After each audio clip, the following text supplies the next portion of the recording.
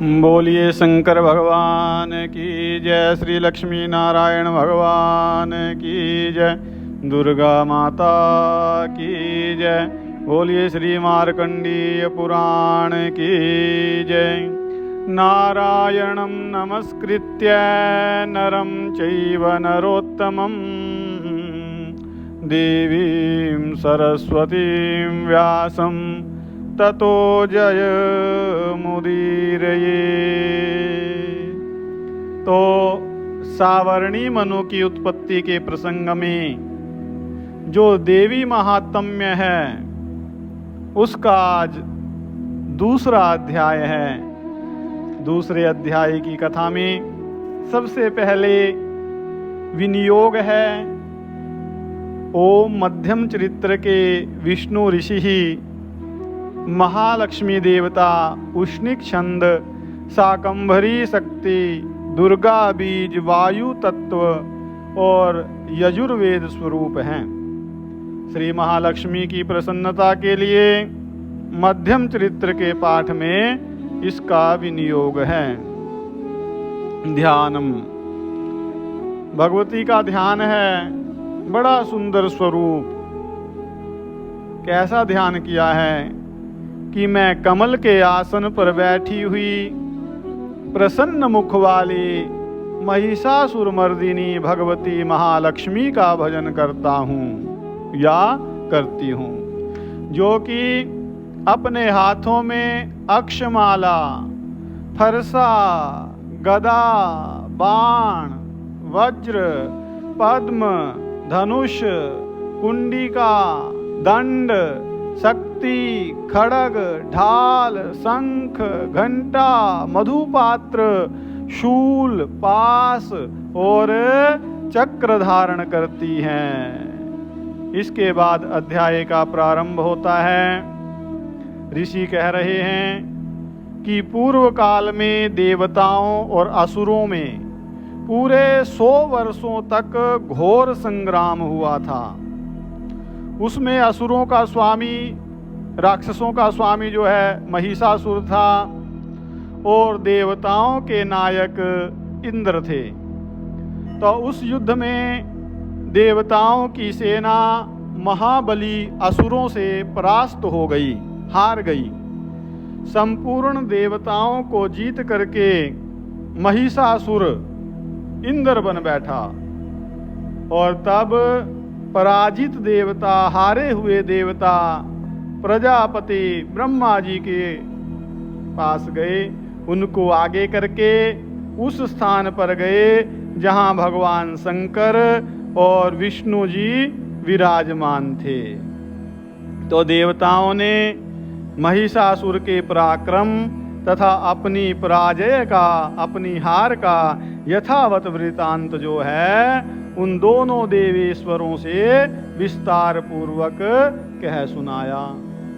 तो वे बोले कि भगवान महिषासुर सूर्य, इंद्र, अग्नि, वायु, चंद्रमा, यम, वरुण तथा अन्य सभी देवताओं के अधिकार छीन करके स्वयं ही सबका अधिष्ठाता बना बैठा है।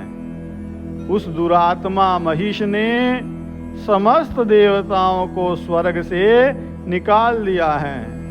अब वे मनुष्यों की भांति पृथ्वी पर विचरते हैं।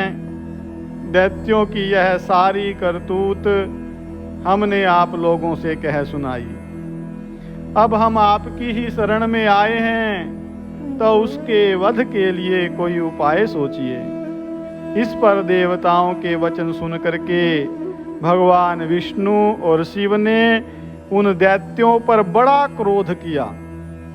उनकी भौहें तन गई और मुंह टेढ़ा हो गया गुस्से में। तब अत्यंत कोप में भरे हुए चक्रपाणी श्री विष्णु भगवान के मुख से एक महान तेज प्रकट हुआ और इसी प्रकार जो है ब्रह्मा, शंकर जी तथा इंद्र आदि अन्य देवताओं के शरीर से भी बड़ा भारी तेज निकला और वो सब तेज मिल करके एक हो गया महान तेज का वो पुंज जो है जा ज्वल्यमानम, जलते हुए पर्वत के समान जान पड़ा।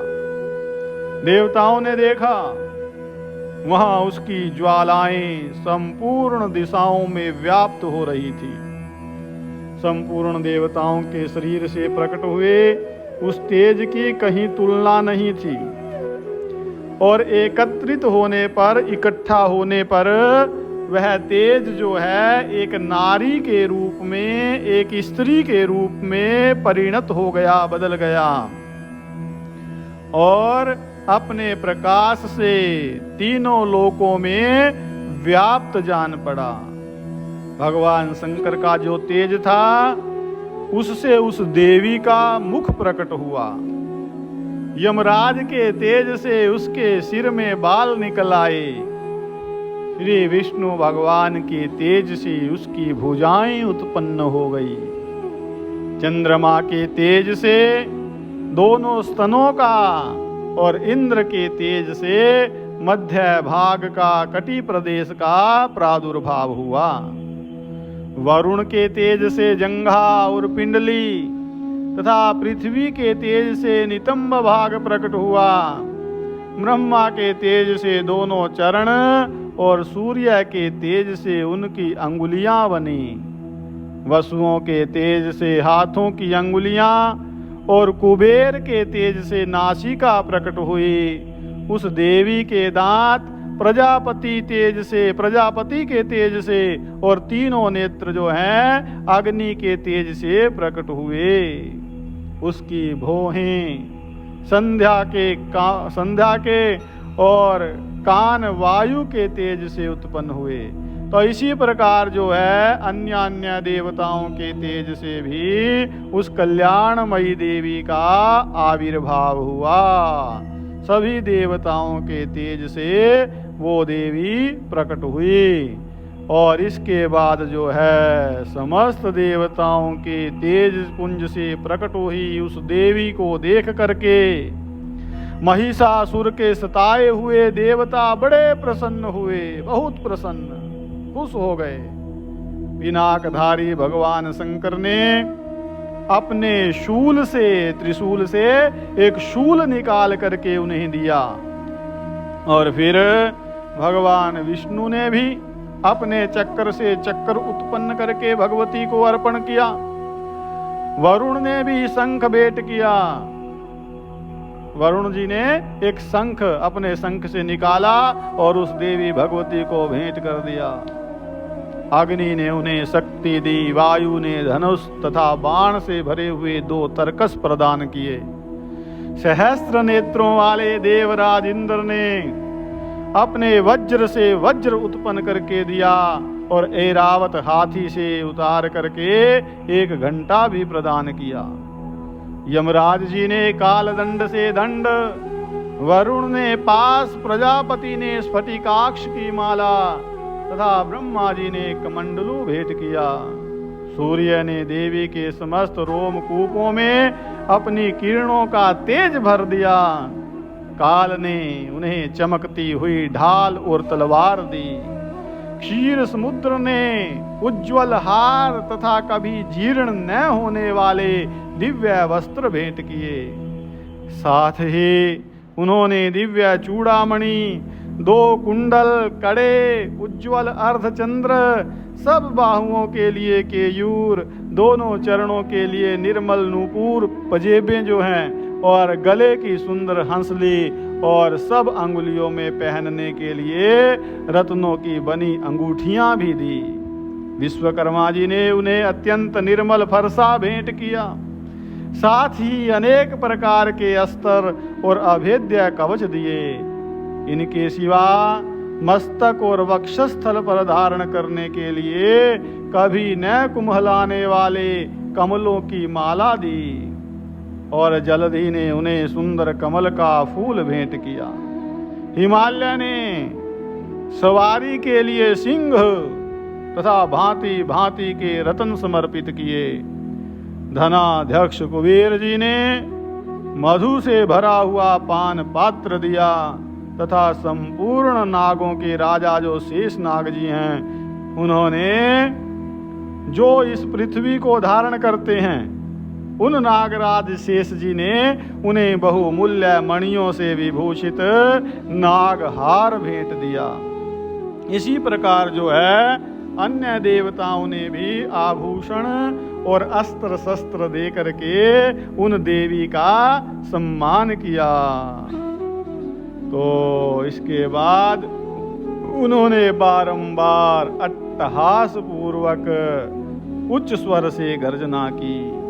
उनके भयंकर नाद से संपूर्ण आकाश गूंज उठा और देवी का वह अत्यंत उच्च स्वर से किया हुआ सिंहनाद कहीं समा न सका।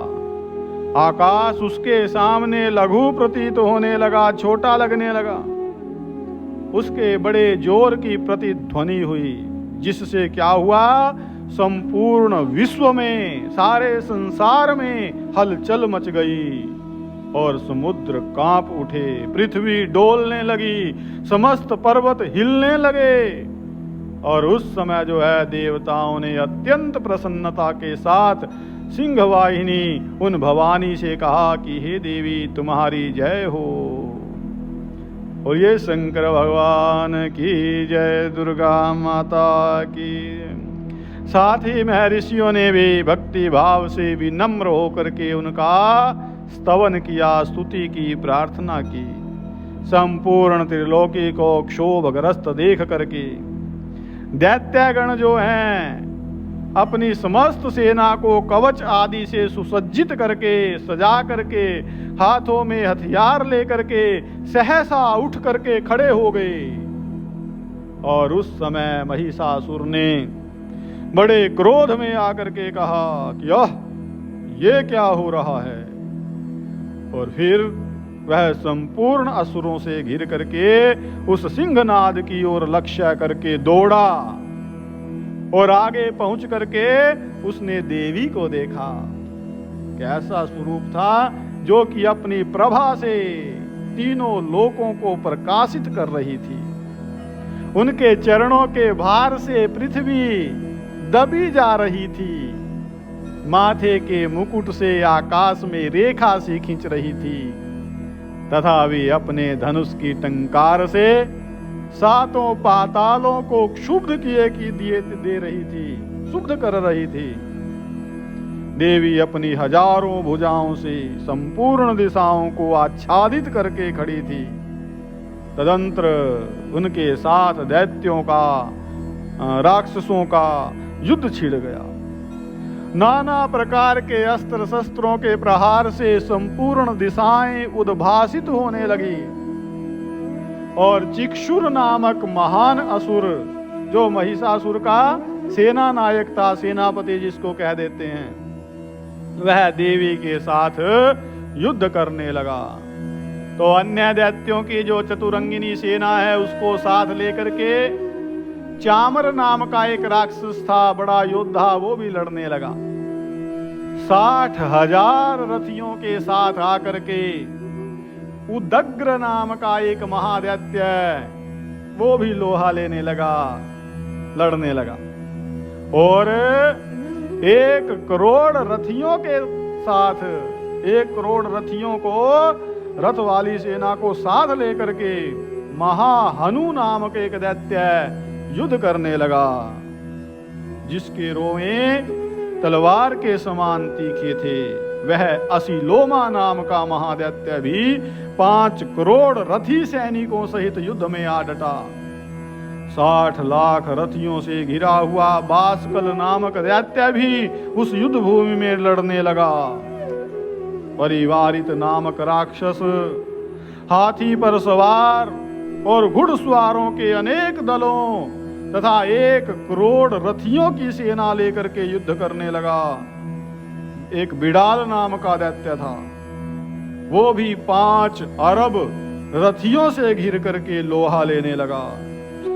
इनके अतिरिक्त भी और भी हजारों महादैत्य जो हैं, रथ, हाथी, घोड़ों की सेना साथ लेकर के वहां देवी के साथ युद्ध करने लगे। स्वयं महिषासुर जो है बड़ा दैत्य, उनका नेता, जो उनका राजा था, वो महिषासुर उस रणभूमि में कोटि कोटि सहस्र रथ, हाथी और घोड़ों की सेना से घिरा हुआ खड़ा था। वे दैत्य देवी के साथ तोमर, भिंदीपाल, शक्ति, मूसल, खड़ग, परशु और पट्टिस आदि अस्त्र शस्त्रों का प्रहार करते हुए युद्ध कर रहे थे। कुछ दैत्यों ने उन पर शक्ति का प्रहार किया, कुछ लोगों ने पास फेंके तथा कुछ दूसरे दैत्यों ने खड्ग प्रहार करके देवी को मार डालने का उद्योग किया, प्रयत्न किया। और इधर देवी ने भी क्रोध में भर करके खेल खेल में ही अपने अस्त्र शस्त्रों की वर्षा करके दैत्यों के वे समस्त अस्त्र शस्त्र काट डाले। उनके मुख पर परिश्रम सा या थकावट का कोई रंच मात्र भी चिन्ह नहीं था। देवता और ऋषि उनकी स्तुति कर रहे थे। वे भगवती परमेश्वरी दैत्यों के शरीर पर अस्त्र शस्त्रों की वर्षा करती रही। देवी का वाहन जो सिंह था, वो भी क्रोध में भर करके गर्दन के बालों को हिलाता हुआ असुरों की सेना में इस प्रकार विचरने लगा मानो वनों में दावा नल फैल रहा हो, जंगल में आग लग गई हो। रणभूमि में दैत्यों के साथ युद्ध करती हुई अंबिका देवी ने जितने निश्वास छोड़े वे सभी तत्काल सैकड़ों हजारों गणों के रूप में प्रकट हो गए और परशु, भिंदीपाल, खड्ग तथा पट्टिस आदि अस्त्रों द्वारा असुरों का सामना करने लगे। देवी की शक्ति से बढ़े हुए वे गण असुरों का नाश करते हुए नगाड़ा और शंख आदि बाजे बजाने लगे। और उस संग्राम महोत्सव में कितने ही गण मृदंग बजा रहे थे। तदंतर देवी ने त्रिशूल से, गदा से, शक्ति की वर्षा से और खड्ग आदि सैकड़ों महादैत्यों का संहार कर डाला। कितनों को घंटे के भयंकर नाद से मूर्छित करके मार गिराया। बहुतेरे दैत्यों को पास से बांध करके धरती पर घसीटा। कितने ही दैत्य उनकी तीखी तलवार की मार से दो दो टुकड़े हो गए। कितने ही गदा की चोट से घायल हो धरती पर सो गए। कितने ही मूसल की मार से अत्यंत आहत हो करके रक्त वमन करने लगे, खून की उल्टियां करने लगे। कुछ दैत्य शूल से छाती फट जाने के कारण पृथ्वी पर ढेर हो गए। उस रणांगण में बाण समूहों की वृष्टि से कितने ही असुरों की कमर टूट गई। बाज की तरह झपटने वाले देव पीड़क दैत्यगण अपने प्राणों से हाथ धोने लगे। किन्हीं की बाहें छिन्न भिन्न हो गई, कितनों की गर्दनें कट गई।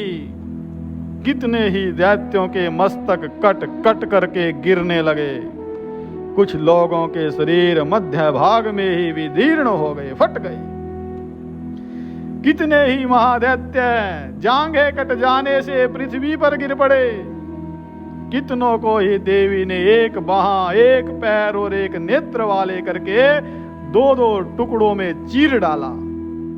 कितने ही दैत्य मस्तक कट जाने पर भी गिर करके फिर उठ खड़े होते हैं और केवल धड़ के रूप में ही अच्छे अच्छे हथियार हाथों में लेकर के देवी के साथ युद्ध करने लगते थे।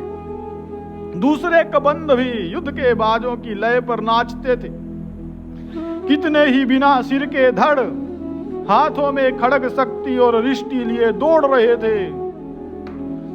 थे तथा दूसरे महादैत्य जो है ठहरो ठहरो यह कहते हुए देवी को युद्ध के लिए ललकारते थे। जहां वह घोर संग्राम हुआ था वहां की धरती देवी के गिराए हुए रथ, हाथी, घोड़े और असुरों की लाशों से ऐसे पट गई थी कि वहां चलना फिरना भी असंभव हो गया था, भर गई थी। दैत्यों की सेना में हाथी, घोड़े और असुरों के शरीरों से इतनी अधिक मात्रा में रक्तपात हुआ, इतना खून निकला कि थोड़ी ही देर में वहां खून की बड़ी बड़ी नदियां बहने लगी। जगदम्बा ने असुरों की विशाल सेना को क्षण भर में नष्ट कर दिया। ठीक उसी तरह जैसे तृण और काठ के भारी ढेर को, अर्थात तिनकों और लकड़ियों के भारी ढेर को आग जो है कुछ ही क्षणों में भस्म कर देती है, ठीक इसी तरह। और वह सिंह जो माता का सिंह था, वो सिंह भी गर्दन के बालों को हिला हिला करके जोर जोर से गर्जना करता हुआ दैत्यों की सेना से मानो उनके प्राण चुने लेता था, प्राण खींच लेता था। वहां देवी के गणों ने भी उन महादैत्यों के साथ ऐसा युद्ध किया जिससे आकाश में खड़े हुए देवता गण उन पर बहुत संतुष्ट हुए और मां भगवती पर पुष्पों की वर्षा करने लगे, फूल बरसाने लगे। तो आगे जो है सेनापतियों सहित महिषासुर का मां जगदम्बा किस प्रकार वध करेगी ये कथा आएगी, लेकिन दूसरा अध्याय जो है ये यहीं पर विश्राम को प्राप्त होता है। बोलिए दुर्गा माता की जय, बोलिए शंकर भगवान की जय, लक्ष्मी नारायण भगवान की जय, बोलिए श्री मार्कंडेय पुराण की जय। सर्वे भवन्तु सुखिनः, सर्वे सन्तु निरामया, सर्वे भद्राणि पश्यन्तु, मा कश्चित् दुःखभाग् भवेत्। ओम शांति शांति शांति।